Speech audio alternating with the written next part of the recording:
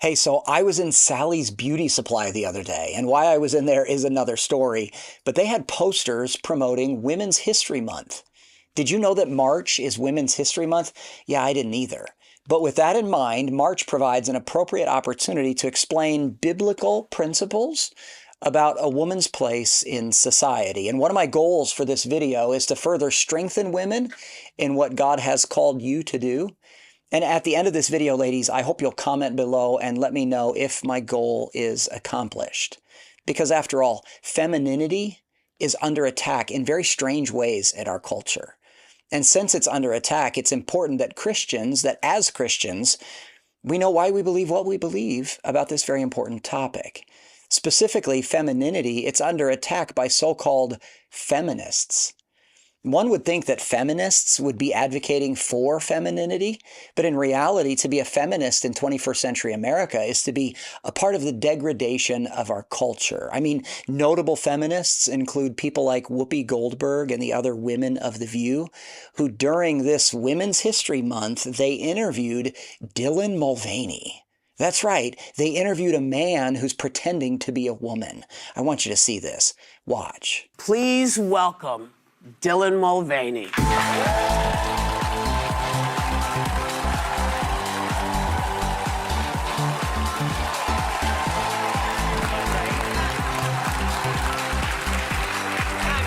Welcome to The View. Welcome to The View. Thank you for having me. It's not only gross, but it's super sad. I mean, Mulvaney knows nothing about the beauty of femininity. He's just enchanted by notoriety, and frankly, it's demonic. By dressing in drag and putting on this kind of a charade, he's mocking females everywhere, and fools like Whoopi give him the fame and attention that he craves. By the way, for a man to pretend that he's a woman is mental illness, and I feel pity for him.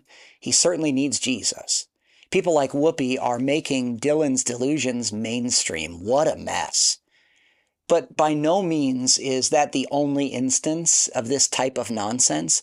Did you know that within just the last couple days, liberal leader and feminist advocate Bernie Sanders, he recently hosted a rally before which he had a transgender singer perform. And that transgender man, pretending to be a woman, he sang extremely vile lyrics that openly blasphemed God. And I would tell you what those lyrics are, but they're far too vile for me to communicate in a setting like this. But here's a snapshot from the New York Post's report. I'm just saying that those who claim to be the champions of feminism, they're actually tools of the devil to undermine God's plan for womanhood and for the beauty of femininity. So what is a woman's place? Well, it's far more beautiful and lofty than anything our culture is currently showcasing.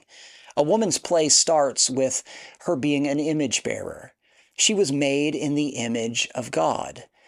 I understand that it's not God's will for every woman to get married, and it's not God's will for all women to have children. We must recognize that married or single, barren or fruitful, women everywhere are God's creation and they're beautiful. God has special and lofty assignments for single females. However, generally speaking, a woman's place is in the home. And I know that to say that is completely antithetical to our culture, but the home is a very powerful place. You may be familiar with Proverbs 31, where the famous idea of a virtuous woman is described, and her husband is immediately mentioned in verse number 11. Why? Because for a virtuous woman, her husband is her priority, and her children are a close second. To be a wife and a mother is an exalted and precious position. Titus 2 explains that the aged women, the mature women, are to teach younger women to love their husbands and to love their children. And older women are to teach those younger women to be discreet and chaste and keepers at home, to be good and obedient to their own husbands, that the word of God be not blasphemed. Let me tell you, Whoopi and Dylan and other modern-day champions of the feminist movement, they're all blaspheming the word of God. And as men, we're supposed to be protectors of women. This is why men should speak out on topics like this. Being a protector doesn't just mean physically fighting off an attacker, but it also means verbally rebuking a culture that's attacking the gift of femininity. This Women's History Month, men should speak against the foolishness of feminism, and at the same time, we should rejoice in the gift of godly females in our lives. Being a keeper at home doesn't mean that a female can't produce income or work outside the home.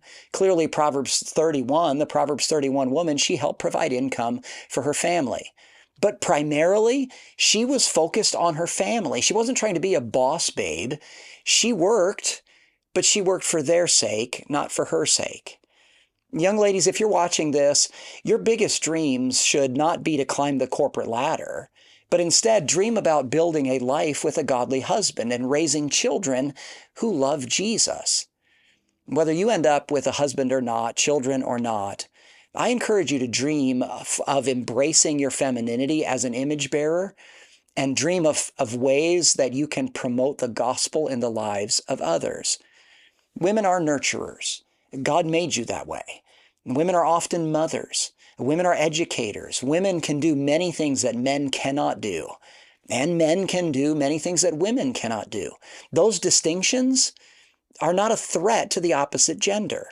They're a complement. Both men and women are equal in value, but distinct in role. That's the way God designed it. A woman who looks well on the ways of her household, she will have children who arise up and call her blessed, and her husband also, for he praiseth her.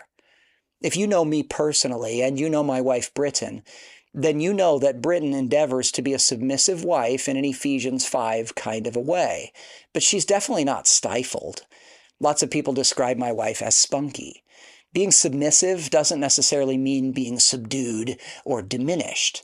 Being a biblical wife is a position of honor and is certainly worthy of respect. As far as I'm concerned, my wife should never again have to open a door all by herself. Certainly she's capable of that, but she has 3 sons and a husband, and her position in our family is to be honored. Yes, my wife makes me sandwiches, but she takes pride in feeding her family.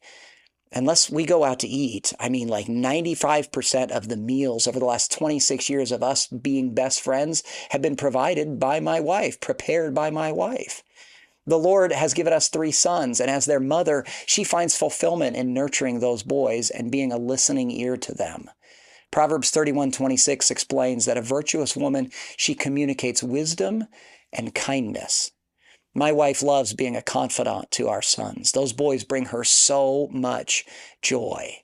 Britton loves influencing major decisions in their lives, and she loves being a helpmeet to me on major decisions in our life. These are the types of things that God has called women to do. When women follow their husbands and guide their children, it's then that women are strengthening a society in powerfully influential ways.